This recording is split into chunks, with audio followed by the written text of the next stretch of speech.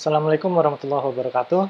Selamat bertemu kembali kepada semuanya, saudara-saudara sekalian, dalam materi kuliah kita kali ini dengan judul Tata Tulis Karya Ilmiah. Ya, video ini terpaksa saya rekam dalam keadaan hujan karena untuk mengejar materi ya, supaya mahasiswa juga bisa menyelesaikan perkuliahan ini dalam tenggat waktu yang tersedia, karena memang banyak sekali tugas-tugas yang harus diselesaikan, sehingga kita harus mengejar waktu di tengah situasi work from home dan study from home ini. Baiklah, untuk tidak memperpanjang waktu, marilah kita mulai paparan kita mengenai materi Tata Tulis Karya Ilmiah, Chapter 5, menulis bagian introduction atau bagian pendahuluan. Dan di sini kita juga nanti akan melakukan literatur review ya. Di bagian introduction ini kita akan banyak melakukan literatur review.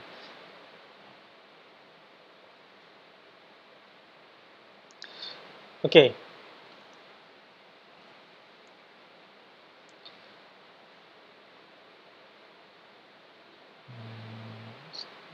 Nah, baiklah, kita mulai saja materi kita. Bagian introduction atau bagian pendahuluan itu dalam paper-paper bahasa Inggris biasa ditulis dengan subjudulnya ya, introduction. Atau dalam bahasa Indonesia itu ditulis dengan bagian pendahuluan. Nah, tujuan adanya bagian pendahuluan dalam tulisan ilmiah adalah menyediakan informasi latar belakang yang cukup. Nah, ya ini adalah kata kuncinya ya. Jadi dia menyediakan informasi latar belakang yang cukup bagi pembaca untuk memahami isi paper dan mengevaluasi hasil-hasil dari penelitian yang terbaru atau terbaik, state of the art ya. Biasanya kita sebut penelitian-penelitian yang terbaik, hasil yang terbaik itu adalah state of the art, tanpa harus merefer kepada publikasi terdahulu dari topik tersebut. Jadi nanti di dalam bagian pendahuluan ini ada bagian latar belakang dan research motivation, kemudian juga ada juga tinjauan mengenai hasil-hasil penelitian yang terbaru di bidang yang sedang kita teliti atau hasil-hasil yang terbaik saat itu. Oke. Dan juga dia menyediakan rasionale ya, rasional. Jadi kalau di dalam bahasa Inggris kita sebutnya rationale atau dasar-dasar atau alasan-alasan dari studi yang dibahas atau pekerjaan yang dibahas.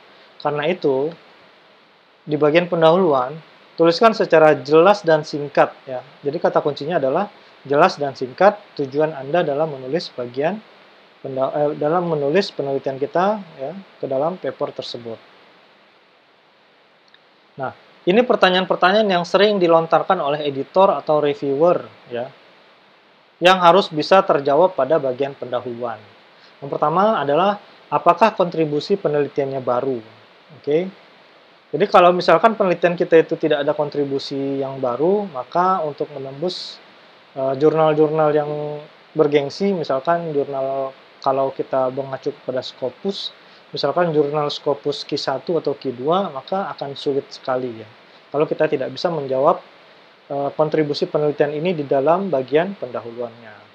Kemudian, kalaupun kita punya kontribusi, akan ditanyakan lagi, apakah kontribusi tersebut signifikan? Ya. Jadi kalau kontribusinya kecil, itu biasanya akan sulit untuk paper tersebut diterima. Nah, biasanya pada studi S3, ini juga ditanyakan oleh supervisor sebelum penelitian kita itu dibawa ke paper. Kira-kira hasil penelitian kita kontribusinya sesignifikan apa gitu. Kalau belum signifikan, maka kita biasanya belum disarankan oleh supervisor untuk menulis paper. Nah, ya, jadi di sini kata kuncinya ya. Kontribusi itu signifikan. Ya, kalau sudah signifikan, baru kita tulis ke dalam paper. Dan kemudian pertanyaan lagi yang lain adalah, apakah dia cocok atau cukup atau memenuhi syarat untuk publikasi di jurnal. Nah, ini juga sulit ya. Jadi untuk menentukan bahwa pekerjaan kita itu sudah memenuhi syarat untuk publikasi di jurnal, itu biasanya ditentukan oleh reviewer. Ya. Jadi bisa saja menurut kita, tulisan tersebut sudah layak untuk terbit di jurnal itu, namun kenyataannya tulisan kita di-reject misalnya, ditolak. Karena apa? Karena dianggap belum memenuhi syarat.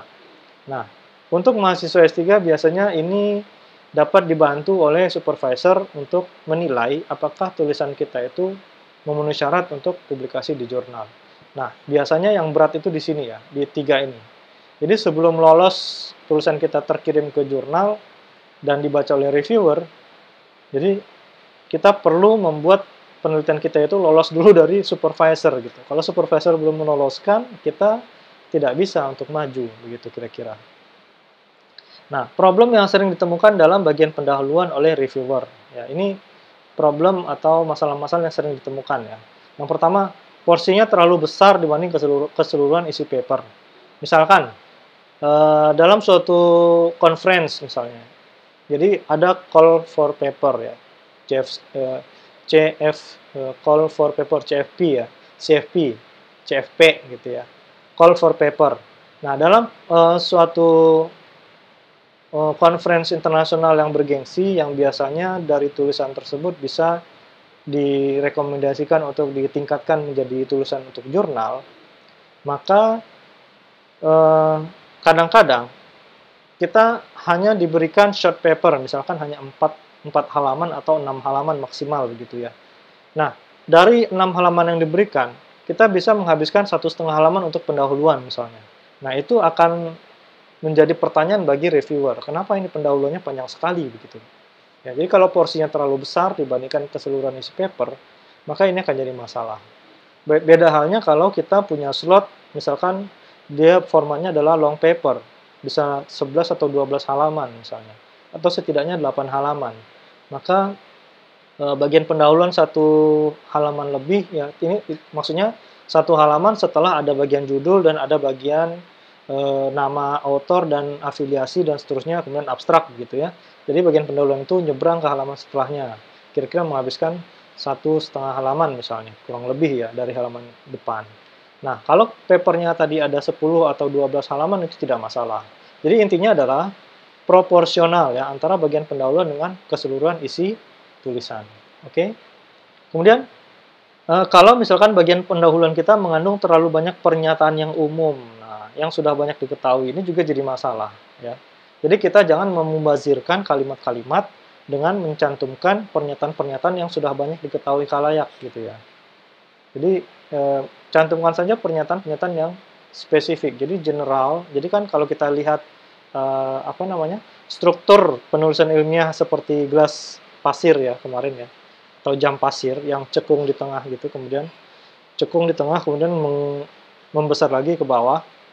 Nah, bagian pendahuluan itu dimulai dari statement yang general, kemudian langsung menyempit dia.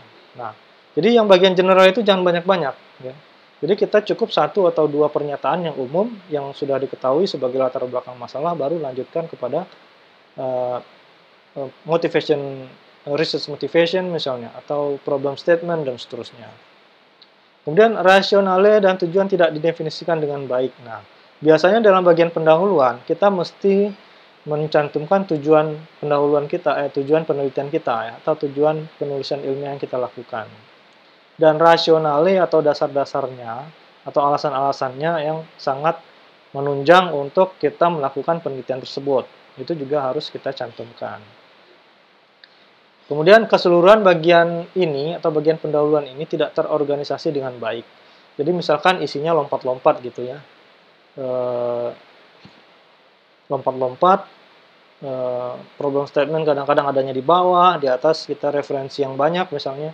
Nah, itu juga akan membuat ini ya, reviewer malas melanjutkan membaca. Jadi problem statement itu harus ditaruhnya di atas. Baru nanti referensi penunjang nanti di bawahnya, begitu kira-kira. Jadi jangan sampai nanti sudah referensi banyak, baru nanti problem statement-nya ada di bawah, gitu. Nah, itu jadi masalah, gitu. Jadi nanti reviewer bertanya-tanya, ini penelitiannya apa ini? Masa dia harus membaca banyak kalimat baru ketemu problem statement misalnya. Nah, seperti ini ya masalah-masalah yang bagaimana mengorganisasikan bagian pendahuluan ini juga harus menjadi perhatian kita. Kemudian tidak jelas apa problem yang ingin dipecahkan oleh penulis. Nah, ini ya. Ini ya tadi sudah disampaikan bahwa problem statement itu mesti ada di bagian pendahuluan. Ya, kalau tidak ada, nanti ya ini paper gunanya buat apa gitu. Jadi kalau misalkan ini tidak ada, editor atau reviewer itu biasanya malas untuk melanjutkan membaca. Walhasil nanti tulisan kita bisa kena reject gitu ya. Dan kemudian, nah ini yang paling sering ya, banyak copy paste dari abstrak. Jadi tulisan yang sudah kita tuliskan di abstrak, kita tuliskan lagi ke bagian pendahuluan. Itu sering sekali ditemukan hal-hal seperti ini ya. Mungkin di bagian abstrak kan ada ya, satu atau dua kalimat pertama itu kan latar belakang gitu ya.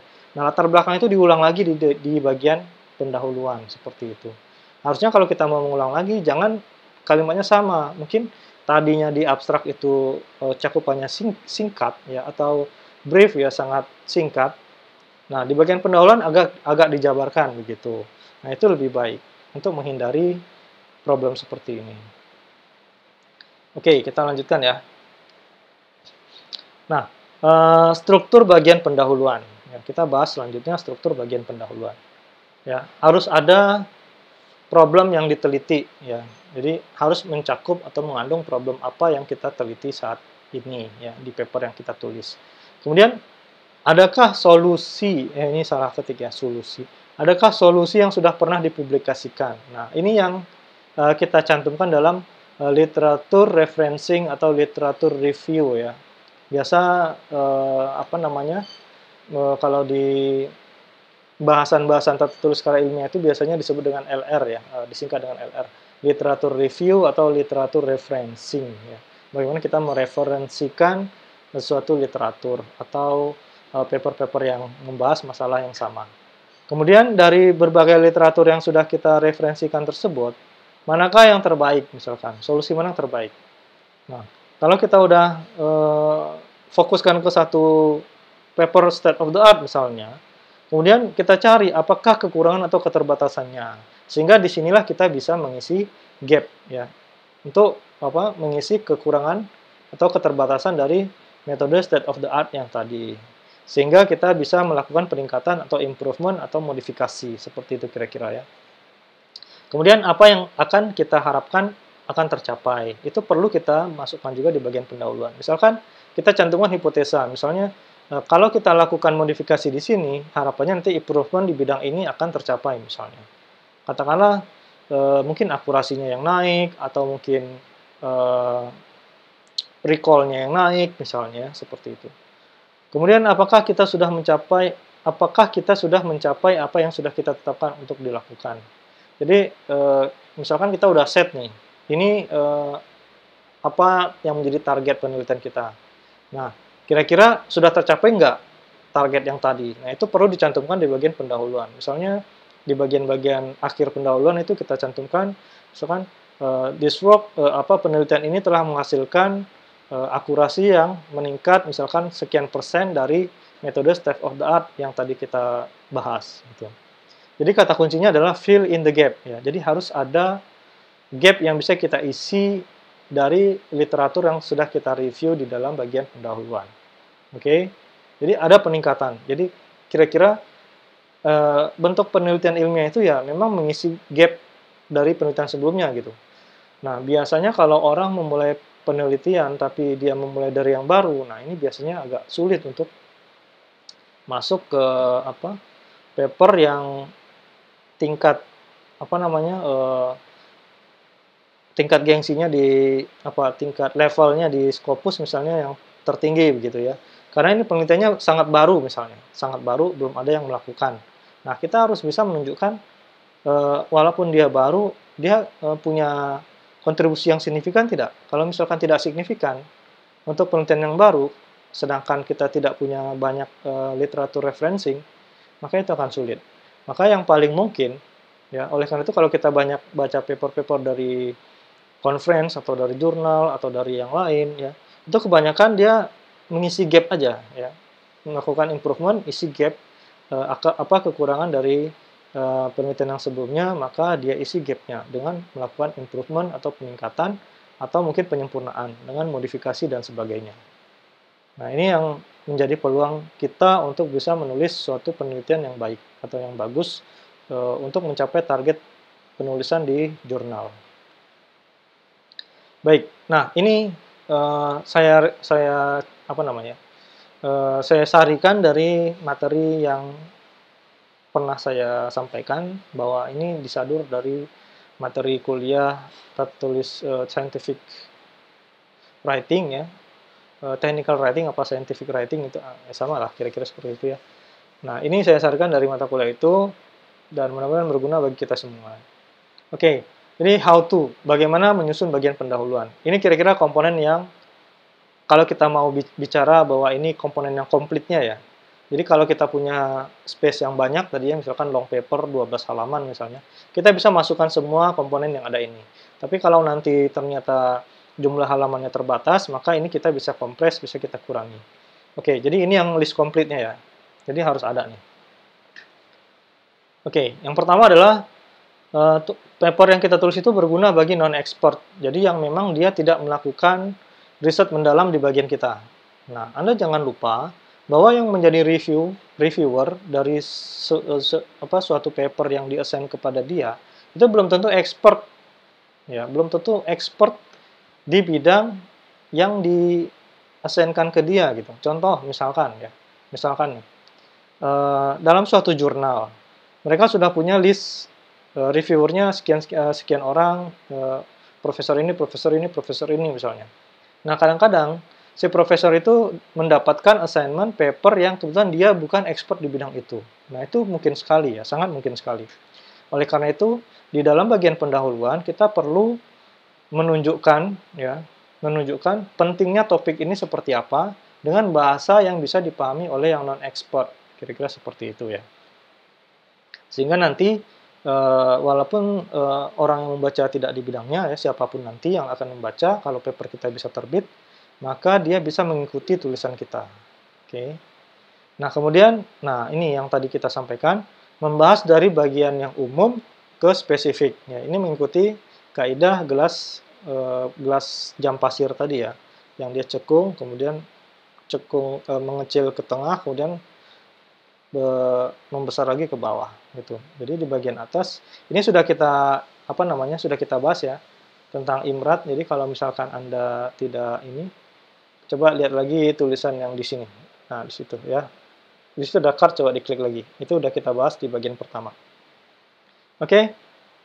Jadi bagaimana kita melakukannya? Deskripsikan masalahnya, mengapa Anda memilihnya dan mengapa ia penting untuk dibahas atau dikerjakan sebagai pekerjaan penelitian kita. Jadi dari yang umum kemudian ke pernyataan-pernyataan yang spesifik, oke. Kemudian kita harus bisa mengisi gap, ya. Kemudian perkenalkan literatur yang dibutuhkan untuk memotivasi riset atau misalnya pengetahuan yang belum cukup sehingga kita perlu melakukan pekerjaan penelitian ini. Jadi mungkin ada gap yang kurang nih di sini, ya. Jadi kita harus bisa mencantumkan literatur-literatur yang cukup untuk mendukung riset kita. Ya. Jadi ada problem statement, ya, ada research motivation, ya. Jadi di sini udah saya tuliskan kata kuncinya ya. Adanya problem statement, fill the gap, kemudian research motivation. Ya, nomor 1 nggak dituliskan karena lingkarannya cuma ada 3. Oke. Nah, jadi ada kira-kira ini yang bagian 4 pertama, kemudian bagian selanjutnya adalah lakukan literatur review atau literatur referencing. Tuliskan riset-riset yang relevan, teknik beserta hasil terbaik yang diperoleh. Nah, ini kadang-kadang jadi kesalahan juga nih di kita. Jadi kalau kita melakukan literatur review, kadang-kadang kita cuman lihat nih, menggunakan search engine, cari yang topiknya mirip. Udah dapat nih judulnya, wah kayaknya menarik, udah kita ambil judulnya, dan kita ambil autornya, dan udah, itu saja kita masukkan. Jadi kita seperti melis judul, dan ini autornya, gitu. Ya, jadi kita tidak baca sama sekali tulisannya. Bahkan abstraknya pun tidak kita baca, misalnya. Nah, itu banyak yang dilakukan, ya. Banyak sekali dilakukan yang seperti itu. Jadi, seperti kita melis atau membuat daftar penelitian yang sejenis, begitu saja, gitu. Nah, bukan itu yang dimaksud dengan literatur review. Nah, kalau misalkan pekerjaan kita itu, misalnya ya, dalam riset-riset S3, sebelum kita melakukan sebelum kita menulis paper, kita melakukan literatur review, itu kita baca dulu papernya. Kadang-kadang kita disuruh baca paper, sampai banyak paper kita baca, Nah, nanti dari banyak paper yang kita baca itu, mana kira-kira yang mendukung riset kita, yang akan memberikan kita research motivation. Nah, itu yang kita ambil jadi referensi, ya. Sedangkan paper-paper yang kurang relevan itu bisa kita singkirkan, gitu. Ya, kadang-kadang kalau kita mau daftar referensinya panjang ya, sampai 3-4 halaman ya boleh saja dimasukkan gitu. Tapi nanti jangan sampai kita bingung menaruhnya di dalam bagian pendahuluan. Nah, gitu ya kira-kira. Jadi intinya ya pandai-pandai lah ya. Jangan nanti list referensinya panjang tapi kita sebenarnya nggak baca isinya, cuman baca judulnya kemudian autornya gitu. Ya, itu banyak sekali ditemui di dalam karya ilmiah. Kemudian tuliskan di bagian mana kita bisa memberikan kontribusi ya. Nah, ini ya. Research contribution ya, apakah tadi kontribusinya signifikan atau tidak ya. Di sini kita cantumkan ya di bagian pendahuluan. Kemudian tuliskan tujuan dari penelitian yang dilakukan. Nah, kita perlu masukkan juga tujuan. Kadang-kadang kalau kita punya slot yang pendek, misalkan cuma 4 halaman atau 6 halaman paper, maka ini bisa kita satukan ya bagian ini ya. Kontribusi sama tujuan penelitian ini bisa kita satukan dalam satu kalimat atau mungkin 2 kalimat seperti itu ya. Oke. Nah, kemudian apa hasil utama penelitian kita dan kesimpulan yang kita peroleh dari penelitian. Itu juga kita cantumkan di bagian pendahuluan. Oleh karena itu, bagian pendahuluan ini mirip seperti apa ya? Jadi gini, kadang-kadang kita cukup membaca bagian pendahuluan untuk mensitasi suatu karya ilmiah. Ini salah satu tips and trick juga ya. Jadi kita boleh tidak membaca keseluruhan paper misalnya, tapi dari bagian pendahuluan saja kadang-kadang kita sudah dapat intisarinya dari suatu paper dan itu kita bisa ambil sebagai literature review di paper yang kita tulis. Jadi setidaknya kita baca bagian pendahuluannya. Karena apa? Di bagian pendahuluan kita dapatkan hasil yang utama dan metodenya ya. Misalkan dia pakai metode apa begitu ya. Nah, dari situ kita bisa ambil data tersebut untuk kita tuliskan di bagian literature review tulisan kita sendiri. Oke. Nah, kalau kita menulis paper juga kita harus cantumkan juga supaya nanti kalau orang membaca tulisan kita dan dia tertarik, misalkan dengan membaca pendahuluan saja dia sudah bisa mengambil tulisan kita jadi reference, maka itu akan menjadi keuntungan bagi kita kan. Jadi tanpa harus membaca the rest of the paper gitu ya, sisanya keseluruhan tulisan kita udah dapat poin sitasi gitu. Nah, makanya di bagian pendahuluan itu kita perlu bikin sebagus mungkin, sedetail mungkin ya. Nggak terlalu detail sih, maksudnya hasil utamanya, misalkan hasil akhirnya bahwa kita berhasil memberikan improvement, misalkan yang state of the art hanya 95% misalnya. Dan kita dengan modifikasi yang kita lakukan bisa mendapat 97%. Naik 2% itu bagus ya. Ya, apalagi range-nya 90 ke atas gitu kan.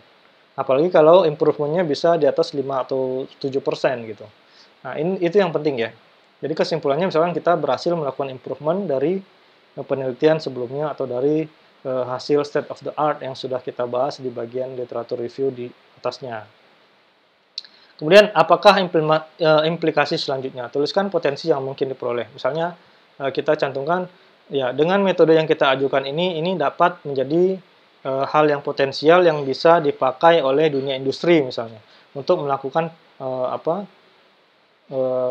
ya misalkan untuk melakukan kebutuhannya, misalkan untuk analisis data, ya misalnya ya, kalau di bidang data mining misalnya, atau untuk aplikasi image processing misalnya, video processing dan seterusnya. Jadi potensi apa yang bisa diambil dari riset kita itu kita bisa cantumkan di sini ya, di bagian pendahuluan. Dan yang 10 ini hukumnya sunat ya, sunat muakkad ya. Kalau papernya panjang baiknya kita tulis, misalkan 6 halaman itu kita tulis outline-nya. Ya, outline atau kerangka tulisan setelah pendahuluan. Misalkan bagian selanjutnya adalah berisi penjelasan metode yang kita lakukan untuk menyelesaikan problem ini. Dan setelah itu kita lakukan eksperimen dan hasilnya disampaikan dalam bagian discussion, result and discussion dan seterusnya. Ya, jadi outline-nya ditulis dalam bentuk paragraf ya, tetap dalam bentuk paragraf, bukan poin-poin ya, bukan nomor atau poin ya. atau nomor, bukan seperti itu, tapi dalam paragraf. Nah ini ya, tadi udah saya sampaikan, versi yang lebih ringkas dapat dibuat dengan mengurangi beberapa bagian yang kurang signifikan, ya, atau menggabungkan beberapa bagian bila jumlah halaman papernya terbatas. Oke, ya khususnya paper-paper yang berbentuk short paper ya, kita harus hati-hati ini, jangan sampai bagian pendahuluan itu panjang melebihi 1 halaman, gitu kira-kira. Oke, nah ini kesalahan-kesalahan dalam literatur referencing atau literatur review ya. Pertama, tidak menyebutkan sumbernya ya. Jadi bagaimana kita menyebutkan autornya atau bagaimana cara kita melakukan citasi ya. Nah, jadi acknowledge the works of others and cite publications that have influenced the direction and course of your study. Jadi apa tulisan-tulisan yang mempengaruhi arah penelitian kita ya, atau yang mendukung penelitian kita itu harus kita acknowledge ya, harus kita cite atau kita citasi gitu. Jadi jangan, kalau misalkan kita tidak citasi, nanti kita bisa dianggap sebagai plagiaris ya, orang yang apa ya, menduplikasi pekerjaan orang lain tapi tidak menyebutkan sumbernya gitu ya. Kadang-kadang ketidaksengajaan pekerjaannya misalnya sama gitu kan, cuman kita nggak pernah baca papernya gitu. Kadang-kadang dalam dunia nyata itu kejadian, penulis sebelumnya yang merasa pekerjaannya sama dengan yang kita lakukan karena dia terbit duluan, dia menilai kita memplagiat kerjaannya dia misalnya. Karena ingat, ide juga bisa diplagiat kan, jadi memplagiat ide juga bisa kena kasus plagiarism gitu. Nah, oleh karena itu sebelum kita menulis, ada baiknya kita cari semua kemungkinan ya, tulisan-tulisan yang mirip sama yang kita kerjakan. Supaya jangan sampai nanti kita tertuduh plagiarism, padahal secara kebetulan memang pekerjaannya sama, seperti itu. Oke. Kemudian, kesalahan lagi yang lain adalah tidak membaca atau memahami sumber yang direfer. Nah, ini yang tadi kita sampaikan ya. Jadi kita cuma ambil judul, terus ambil autornya gitu. Misalkan, ya apalagi kan di judul itu udah diuraikan metodenya apa, problemnya apa, kemudian langsung kita tuliskan sebagai satu kalimat misalkan ya. Misalnya, Smith tahun 2013 melakukan penelitian mengenai penggunaan deep learning dalam 2013 belum ada ya, machine learning dalam menyelesaikan misalnya dalam mendeteksi Twitter yang berisi hate speech misalnya. Nah, karena di judulnya udah ada pernyataan seperti itu, kita tinggal ambil kayak gitu, tanpa membaca isinya, tanpa tahu hasilnya begitu. Nah, itu kelemahan dalam literatur referencing ya. Kadang-kadang kita biar kelihatan banyak, kita ambil banyak tulisan, hanya membaca judul, udah ambil author, tulis judulnya. Ya, itu sebetulnya cara seperti itu tidaklah dibenarkan gitu ya. Setidaknya kita tahu isi papernya seperti apa, minimal baca abstrak ya, minimal ya, karena abstrak itu adalah miniatur dari papernya. Dan kalau misalkan bisa baca sampai bagian pendahuluan, setidaknya kita bisa tahu informasi yang cukup untuk mengetahui isi paper tersebut dari bagian abstrak dan pendahuluan. Oke. Nah, ini ya. Ini jadi tricky juga sih sebetulnya ya. Kadang-kadang kita melakukan penelitian tapi malas nyari referensi atau malas melakukan literatur review. Akhirnya apa? Udah pakai keywords, masukkan ke Google, ketemu beberapa paper, udah baca judulnya, ambil autornya gitu kan. Langsung dimasukkan sebagai referensi. Ya. Ini banyak kok dilakukan. Saya tidak perlu menyebutkan orang Indonesia banyak melakukan ya, karena yang dari negara lain juga banyak melakukan hal seperti itu. Oke. Kemudian selanjutnya adalah kurang menggali dan memproses informasi yang diberikan oleh literatur yang disitasi, sehingga tidak tepat dalam mengisi gap penelitian. Nah, ini ya. Nah, penelitian yang baik ya, kalau memang tujuan kita tadi adalah melakukan improvement. Misalkan ada satu literatur utama yang kita bahas sebagai baseline atau langkah awal kita untuk melakukan penelitian. Jadi, baseline-nya ini yang sudah state of the art. Kemudian kita ingin mencoba melakukan improvement. Nah, kadang-kadang kita perlu membaca paper-paper pendukung yang lain, walaupun dia punya hasil itu di bawah paper yang ini, yang state of the art ini. Jadi kita baca, kemudian kita lihat bagaimana metodenya dan bagaimana hasilnya. Kadang-kadang dengan membaca ini juga bisa menginspirasi metode yang akan kita kembangkan gitu.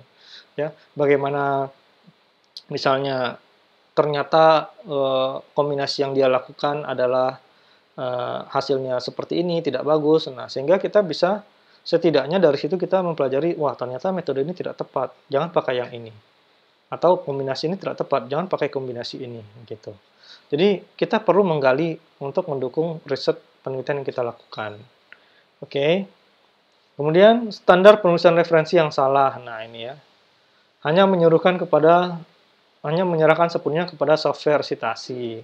Ya, zaman sekarang ya, modern penulisan ilmiah itu kan sudah banyak software-software ya, era modernisasi seperti ini. Kalau dulu kan kita masukkannya manual, ketik manual begitu. Nah, sekarang tinggal download semua paper yang diperlukan, masukkan ke satu direktori, misalkan softwarenya Mendeley ya, atau softwarenya EndNote, atau mungkin kita pakai Overleaf yang kalau online di internet menulisnya ya pakai Overleaf. Nah, kita bisa masukkan referensi ke dalam satu direktori, udah nanti kita tinggal nge-link ke file yang kita citasi. Nanti otomatis hasilnya. Nah, kadang-kadang cara seperti itu untuk tulisannya oke, bagus gitu ya, citasinya betul. Tapi nanti di bagian penulisan referensinya, daftar referensinya salah gitu. Dia tidak bisa dengan tepat menentukan ini authornya, ini judulnya, ini papernya jurnalnya, kemudian ini tahun, volume, dan seterusnya. Kadang-kadang informasi itu tidak komplit begitu. Jadi kita jangan hanya menyerahkan kepada software. Nanti kita cek lagi finalisasi apakah list referensinya sudah tepat atau cara penulisannya sudah tepat. Nah, ada dua macam cara penulisan referensi di dalam paragraf. Yang pertama, Harvard Alphabetical System. Yang kedua adalah Numerical System. Jadi di sini pakai nama, kemudian tahun ya. Namanya nanti diurutkan dalam abjad untuk di list referensinya. Kemudian kalau numerical system, ini berdasarkan kemunculan ya. Jadi tulisan yang kita refer pertama kali itu dikasih nomor 1. Nanti kalau ada lagi tulisan yang lain dikasih nomor 2. Ada lagi nomor 3. Jadi nanti di list referensinya juga berdasarkan urutan kemunculan tadi. Jadi jangan kita menulis karena memaksakan nanti di daftar list referensinya harus abjad gitu ya. Nomornya 1, 2, 3, 4, 5, tapi ternyata di dalam paragraf yang pertama kali kita citasi adalah tulisan nomor 4 gitu. Jadi 4 dulu muncul, nanti baru nomor 1-nya di bawah gitu. Itu salah. Oke. Kemudian masalah yang lain adalah copy paste. Hindari plagiarism yang berbentuk verbatim copy. Ini amat mudah dideteksi oleh software anti plagiarism. Ya, jadi jangan copy paste. Oke.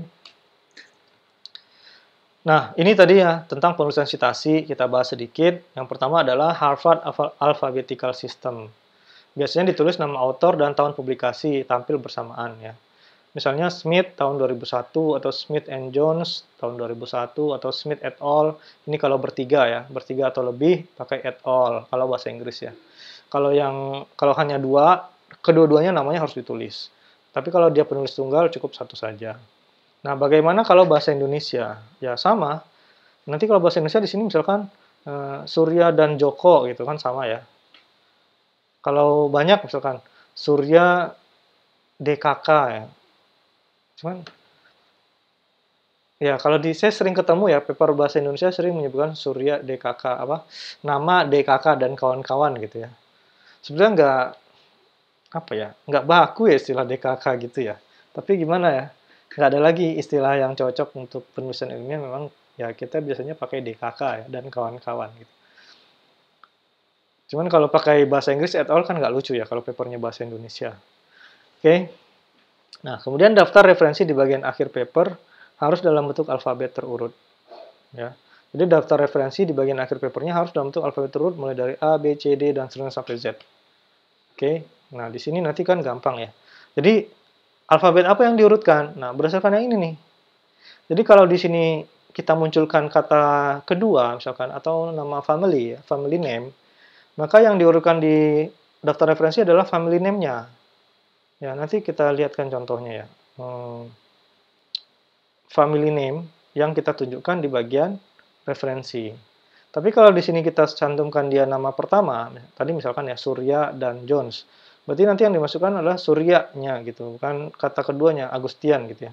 Bukan kata kedua, nama kata keduanya yang kita masukkan di yang kita urutkan, tapi yang kata pertama. Jadi tergantung apa yang kita cuplik di sini.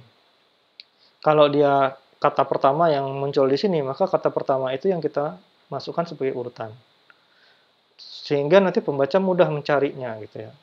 Tadi yang Smith 2001 ini judul papernya apa? Oke. Kemudian numerical system. Kita menampilkan nomor secara berurutan di dalam tulisan. Misalnya yang pertama keluar ya, yang pertama disitasi nomor 1, kita kasih nomor 1. Nanti di dalam daftar referensi, yang nomor 1 ini papernya apa? Walaupun namanya awalnya Z gitu, enggak apa-apa, enggak masalah. Yang penting dia ditaruh di nomor 1 ya, begitu. Jadi ini diurutkan berdasarkan kemunculan di dalam referensi. Oke. Kemudian kalau misalkan dalam satu kalimat itu, misalnya ya, dalam satu kalimat di dalam paragraf itu kita ngambilnya dari beberapa referensi.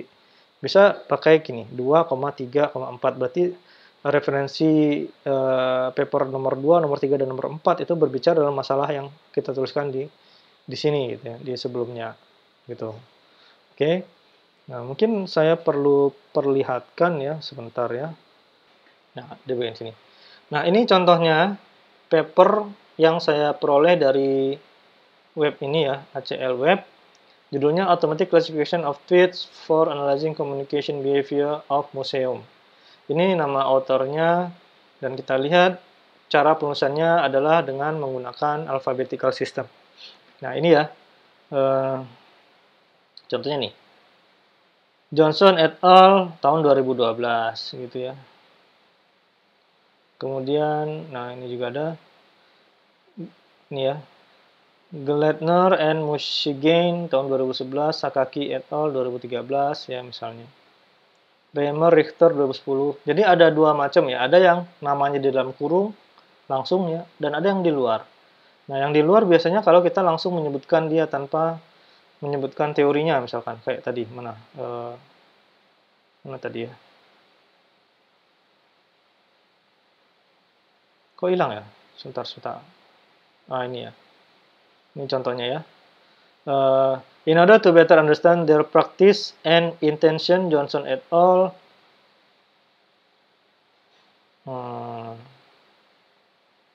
Ini ya.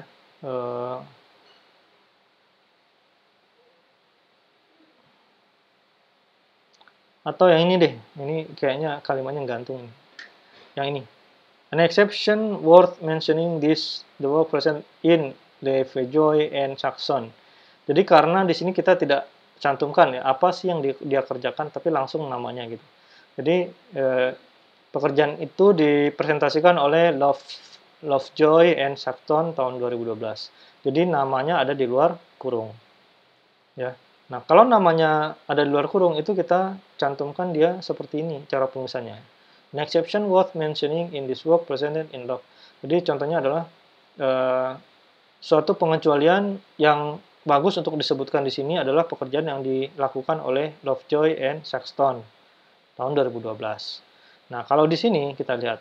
Jadi di sini kita udah sebutkan apa yang dia kerjakan. Misalkan ya, recently several studies on tweet classification have been carried out in NLP, misalnya oleh Karimi, oleh ini ada banyak. Nah, ini karena apa? Metode yang dikerjakan atau apa yang dikerjakan sudah dicantumkan di luar, ya, atau di kalimat. Maka referensinya bisa di dalam kurung, ya. Nah, kemudian cara penulisannya kalau alphabetical. Nah, walaupun tadi yang muncul pertama Saxton, misalkan S ya. Nah, itu tetap dari awal, dari Ben David, dari Boyd, dari Chenier, ya. Kemudian dari ya selanjutnya apa? C, D ya. Dan Gemili, F, G, J, sampai nanti ke Z, ya terakhir Z di sini. Oke, jadi ini yang alphabetical. Biasanya paper-paper yang seperti ini itu diterbitkan oleh semacam ini ya, Elsevier ya misalnya, Elsevier atau Springer. Sedangkan yang pakai numerik biasanya diterbitkan oleh IEEE ya. IEEE biasanya lebih menyukai format sitasi dalam bentuk numerik. Baik, kita lanjutkan ya. Kita lanjutkan untuk materi selanjutnya. Jadi yang numerik itu biasanya banyak dilakukan oleh paper-paper yang banyak diminta oleh IEEE ya. Sedangkan yang Harvard Alphabetical System banyak diterbitkan di jurnal-jurnal Elsevier atau Springer ya atau yang lain. Oke, dan salah satunya di bidang NLP banyak di ACL Antologi misalnya ya. Itu biasanya menggunakan ini tekniknya.